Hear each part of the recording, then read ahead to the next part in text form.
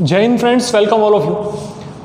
Friends, question number 8 9.2 exercise का क्या बोला है कि if the sum of nth term of an AP is, okay, nth term का summation Sn is equal to दिया है Pn प्लस Qn का स्क्वायर, ये आपको गिवन है। तो find common difference D and PQ जो है वो कांस्टेंट है। चलिए एक बात बताता हूँ आपको, अगर आप कोई एरिथमेटिक प्रोग्रेशन लिख रहे हो a plus D, a plus 2d, a plus 3d, यही स्टैंडर्ड फॉर्म है। हाँ, हम 9th-10th में इसी को फॉलो करते थे। ओके, अब बात ये आती है कि अगर मैं इसको a1 बोलूँ, इसको a2 बोलूँ, इसको a3 बोलूँ, इसको a4 बोलूँ, तो भी आपको पता तो चली जाएगा कि हाँ सर आपने सही लिखा है। ओके, सीधी बात है। अब आप Sn का मीनिंग क्या समझते हो? nth टर्म का एडिशन। हाँ, अगर मैं S2 लिख दूं तो इसका मीनिंग क्या होगा? 2 टर्म का एडिशन। अगर मैं S3 लिख दूं तो इसका मीनिंग क्या होगा? 3 टर्म का एडिशन। ओके, सीधी बात है। अगर मैं S1 लिखूं तो क्या होगा? 1 टर्म और वो पहली तो S1 is equal to A1 ही आएगा। देखो, इसके आगे कोई टर्म नहीं, तो S1 is equal to A1 होता है बच्चे। S2 इज इक्वल टू क्या होता है? A2 प्लस A1, 2 टर्म का एडिशन ना। हाँ, इन दोनों का Sn होगा तो n टर्म का एडिशन होता है, तो S2 मतलब 2 टर्म का एडिशन, A2 प्लस A1।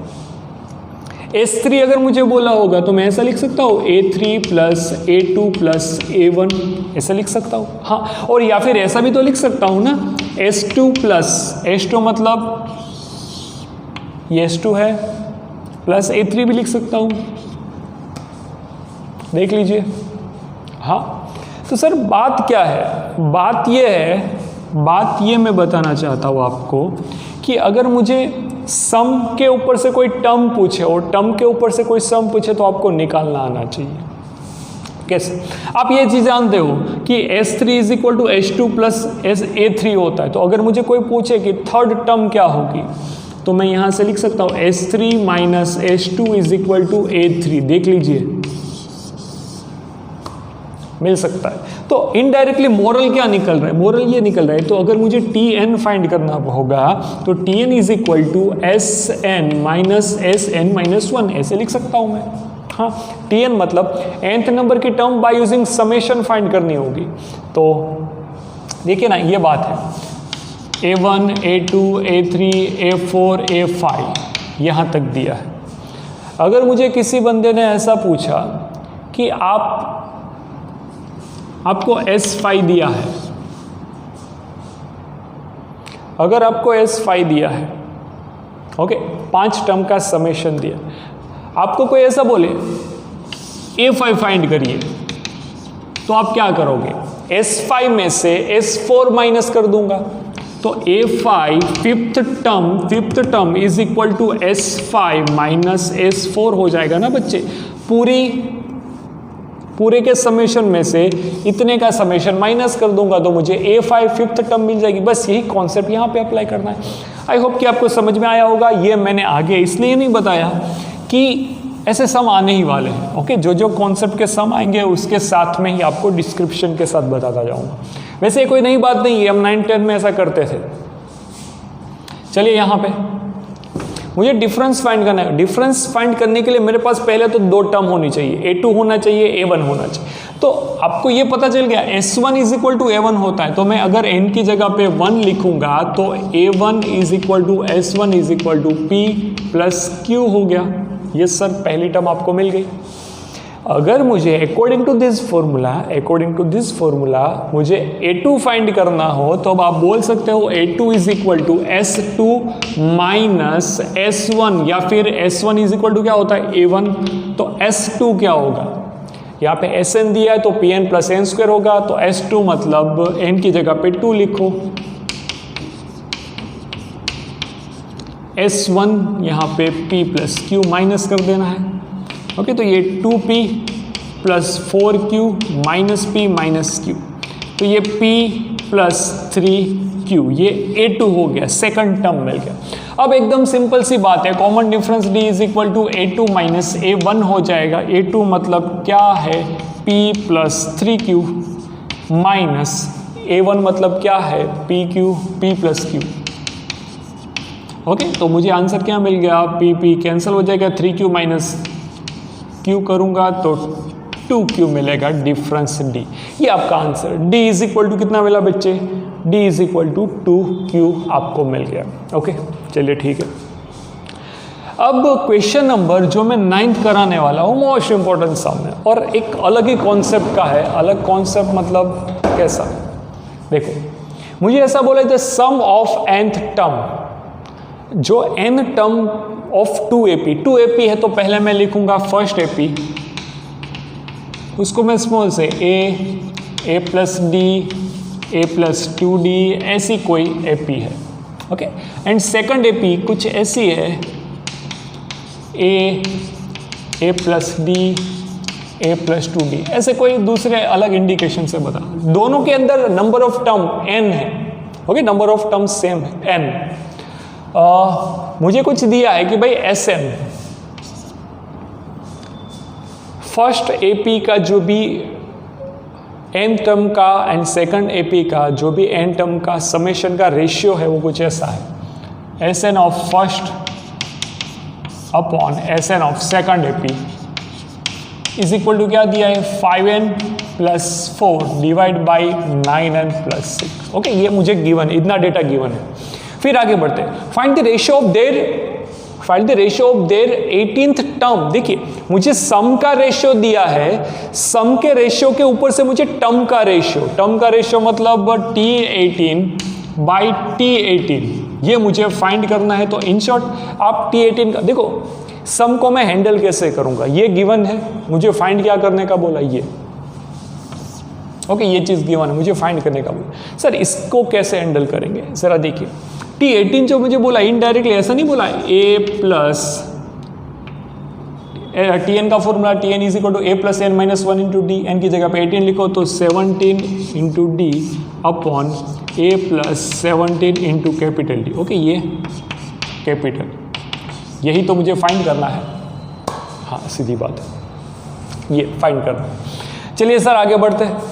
आपको Sn का फॉर्मूला पता है, Sn is equal to n by 2, यहाँ पे 2a plus n minus 1 into d for difference small. First AP के लिए मैंने स्मॉल लिखा है, सेकंड AP के लिए n बाई 2, यहाँ पे 2 capital A plus n minus 1 capital D। एक चीज समझिएगा, number of term n same है, फर्स्ट टर्म और डिफरेंस सेम है ऐसा बोला, नहीं तो मैं सेम नहीं लूंगा। दो अलग अलग AP के लिए बात हुई रही है ना, तो यहाँ पे A और कैपिटल है, D और कैपिटल D, ऐसे अलग अलग लिखना है। Is equal to 5n plus 4 upon 9n plus 6, ये आपको समझना पड़ेगा। n by two will be cut. Okay, चलिए अब जरा संभलना, मुझे ये सम का रेशियो दिया है, सम के रेशियो के ऊपर से मैं 18th टर्म का रेशियो कैसे निकालूंगा, सम के रेशियो के ऊपर से 18 टर्म का रेशियो, इनडायरेक्टली मुझे ये फाइंड करना है, ये फाइंड करना है। ओके, एक चीज समझिए, मैं इसके प्लेस के ऊपर ये कब ला सकता हूं, जब दोनों सेम दिखता होगा तभी ला सकता हूं, सीधी सी बात है। तो सेम दिखेगा मतलब यहां पे A है सिंगल, यहाँ पे 2 देखो ये तो कैंसिल हो जाएगा, 2 कॉमन निकालिए तो ये 2 कॉमन निकला, A प्लस यहाँ पे n minus 1 by 2 into d ऐसे लिख सकता हूँ, अपॉन यहाँ पे 2 A plus n minus 1 by 2 into capital D ऐसे लिख सकता हूँ, is equal to 5n plus 4 9n plus 6। Okay, चलिए तो एक चीज समझिएगा बेटा, आपको 18 टर्म का रेशियो जो फाइंड करना है, अब मैं अगर यहां पे ऐसा संभालूं, ओके, ये 2 कैंसिल, अगर इस चीज को उठा के मुझे यहां पे रखना है, सपोज की बात है, सपोज की बात, इस चीज देखो मेरे पास इतनी ही वैल्यू है तो इसी का यूज करके मैं रेशियो फाइंड करूंगा। ओके, कैसे, अगर A D यहाँ, तो मैं इन दोनों इक्वेशन को, इसको और इसको अगर कंपेयर करता हूँ तो n-1/2 इज इक्वल टू मुझे कितना मिल रहा होगा, 17 नहीं मिल रहा है, देखो ऊपर नीचे दोनों जगह पे, सीधी बात। तो n-1 इज इक्वल टू ये 34, तो n इज इक्वल टू कितना मिल गया, 35 आ गया आपका आंसर। अगर आप इस इक्वेशन के अंदर put n is equal to 35 रखोगे तो आपको ये जो मिलेगा वो 18 टर्म का रेशियो ही मिल गया, सम के रेशियो के ऊपर से टर्म का रेशियो। तो देखो n की जगह पे जहाँ जहाँ आप 35 रखोगे तो मुझे यहाँ पे a plus 17 into D, A plus 17 into capital A आएगा, capital A plus 17 into D is equal to n की जगह पे कितना रखना है, मैंने 35 रखना है, 5 into 35 plus 4 divide by 9 into 35 plus 6। Okay, तो ये बन क्या गया, ये a plus 17 into d indirectly क्या था, T18 था, तो यहाँ पे T18 upon capital T18 is equal to, चलिए अब आपको इसको सॉल्व करना है सिर्फ यहाँ पे।